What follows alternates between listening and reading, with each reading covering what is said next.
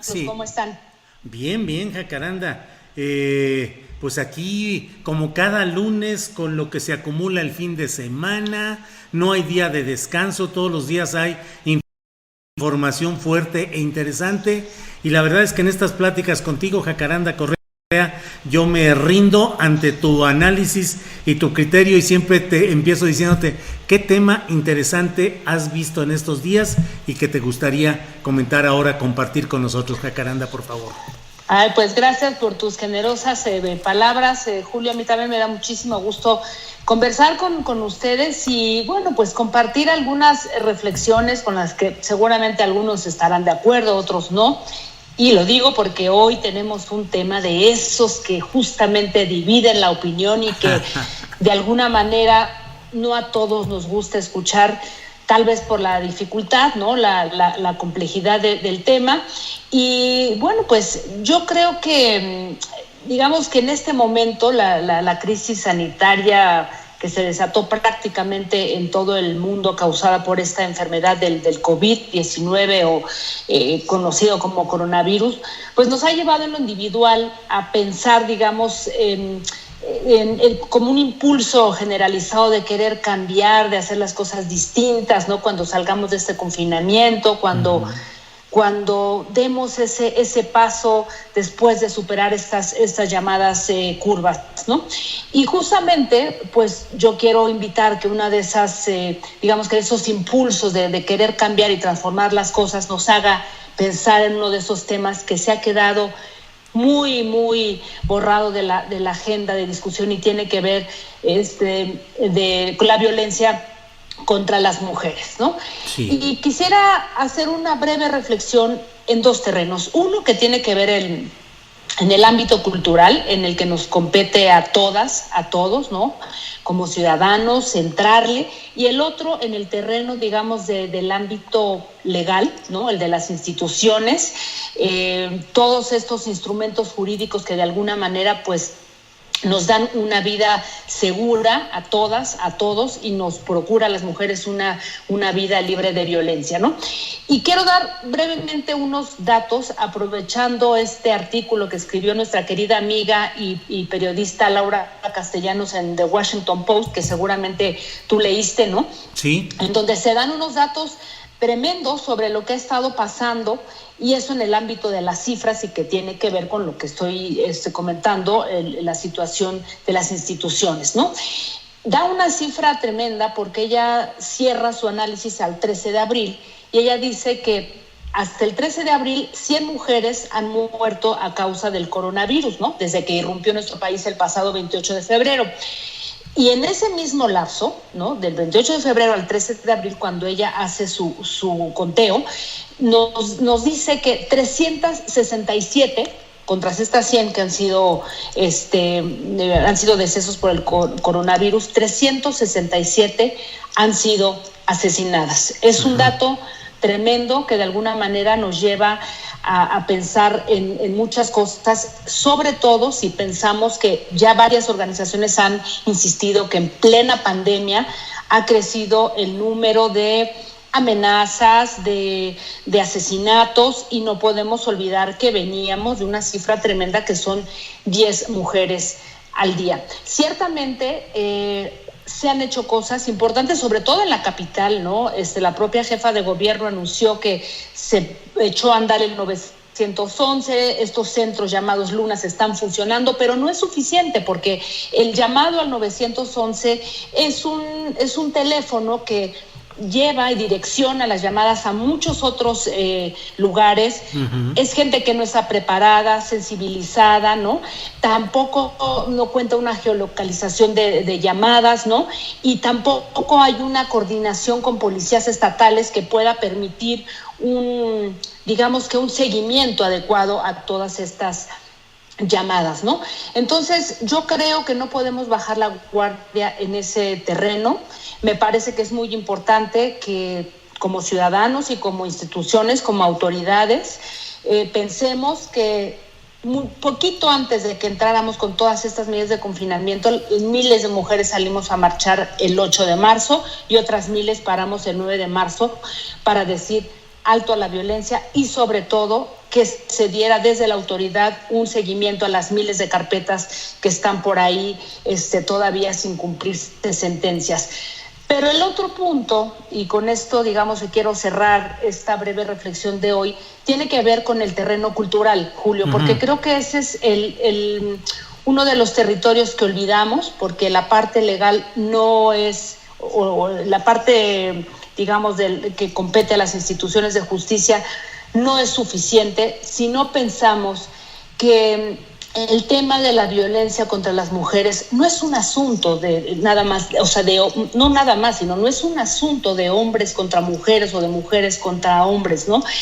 Es un tema, y aquí tomo las palabras y las reflexiones de una feminista argentina a quien admiro mucho, Rita Segato, en que tiene que ver con un síntoma del capitalismo, ¿no? Es un capitalismo voraz que nos tiene a todos sumidos en un problema de precariedad y de desigualdad, ¿no? Creo que vienen tiempos muy difíciles, Julio, tiempos de una crisis económica tremenda, desempleo, y si no pensamos en esto que se han llamado los mandatos de masculinidad, que ponen a los hombres, por ejemplo, en esa trinchera de que los hombres deben de ser fuertes, deben de ser los que no lloran, los proveedores, los que llevan la batuta de las familias, va a ser muy difícil y va a ser muy tremendo, porque eso va a incrementar todavía el enojo y la violencia contra las mujeres, ¿no? Creo que es un tema que debemos de discutir cuando salgamos de estos momentos, porque los llamados mandatos de masculinidad ponen a los hombres en una situación de mucha desventaja y en una situación de competencia contra otros hombres, ni siquiera digamos que contra las mujeres, ¿no? Entonces yo creo que no podemos digamos que dejar al lado este tema, esta reflexión que me parece que es urgente sobre estos mandatos que además se propagan desde las familias con unos micromachismos que ahora, bueno, ya estamos pensando en que no debemos de llamarle micromachismos, sino esos machismos domésticos que se empiezan a volver normales, y sobre todo el papel de los medios de comunicación, Julio, porque eso es fundamental. No puede haber un sistema de justicia pleno, no puede haber, digamos, que una vida libre de violencia para las mujeres si tampoco los medios de comunicación de alguna manera se comprometen a no seguir difundiendo una serie de estereotipos y de comportamientos que se normalizan, ¿no? Una serie de violencias que nos parecen normales. Entonces, yo quise traer hoy esta muy breve reflexión, Julio, porque me parece que se ha venido insistiendo en que los llamados de auxilio a 911, las peticiones a los albergues han ido en un 60% en aumento, y esto es muy preocupante y es muy grave, y entonces no debemos dejarlo de lado, Julio. Claro.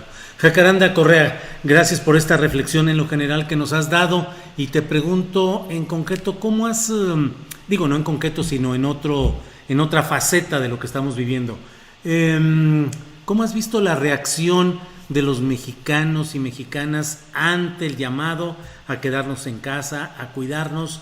¿Es dispareja la respuesta?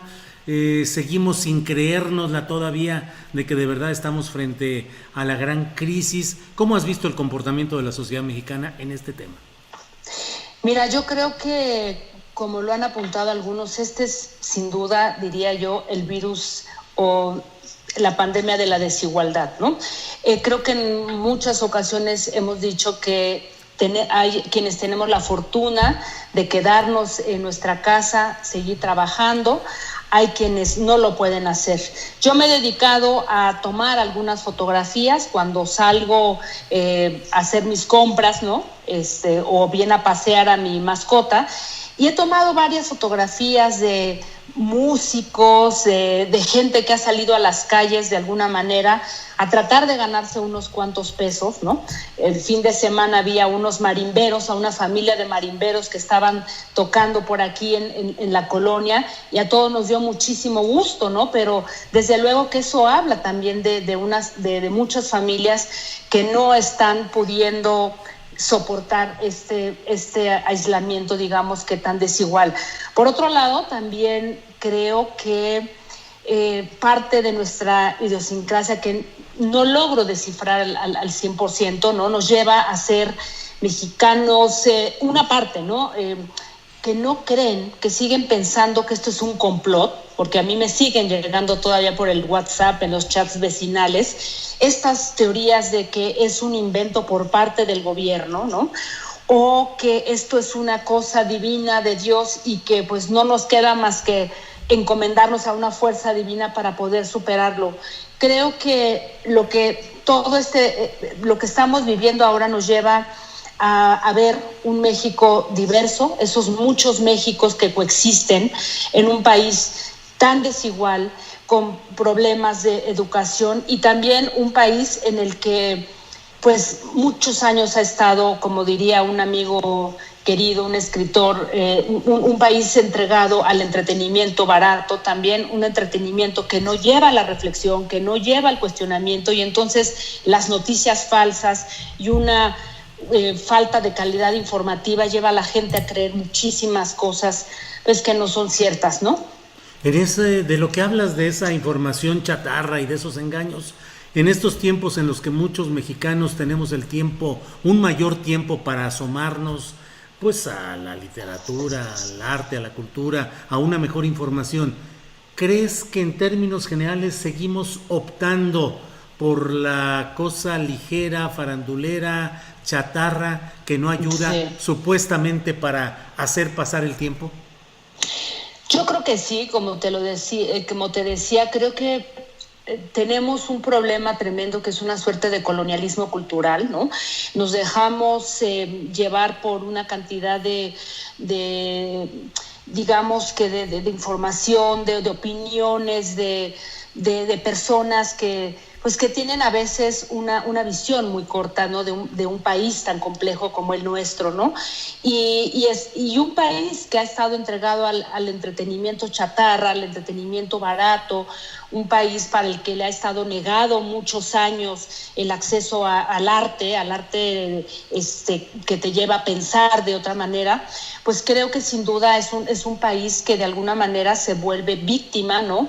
de información ligera, de memes, de cosas que no llevan a pensar en cosas importantes. Ahora, sin duda, la famosa infodemia o esta pandemia de desinformación es un tema global, ¿no? Creo que en ese sentido las redes sociales han llevado a un terreno de bastante bueno, pero por el otro, a una saturación informativa, una ominosa, diría yo, saturación que no nos permite, como digamos que desengranar poco a poco lo que está ocurriendo con nuestra compleja realidad, ¿no? Entonces, yo creo también que esta misma saturación lleva al mismo ciudadano o a las audiencias, ¿no? A no querer escuchar más información porque están saturados de escuchar siempre lo mismo. Y yo terminaría diciendo algo que me parece que es sintomático de estos tiempos, ¿no? Y lo pensaba hace algunas semanas, algunos días, cuando veía todo lo que ocurre en Twitter y los insultos, las ofensas, ¿no? ¿Cuánta falta nos hacen intelectuales, ¿no? Pensadoras, pensadores, más allá de la opinión, más allá del comentario, ¿no? Por eso me encantó la entrevista, por cierto, pequeña pausa que le hiciste a Juan Villoro, porque yo creo que él es uno de estos pensadores que nos lleva a ir a un nivel distinto, ¿no? Porque sin duda estamos huérfanos de ese tipo de pensadores y estamos inmersos pues en una vorágine informativa que no nos deja ver, ¿no? con claridad lo que está pasando y llevar a otro nivel nuestra reflexión, Julio. Muy bien, pues qué datos tan interesantes y una visión cosmopolita, feminista, una visión distinta de lo que está pasando en México por Jacaranda Correa. Muchas gracias por esta participación, por tratar de abrirnos los ojos a nosotros. Y bueno, pues así despedimos a Jacaranda y entramos con nueva información local. Muchas gracias, hasta Jacaranda. Luego. Gracias, Jacaranda, hasta luego.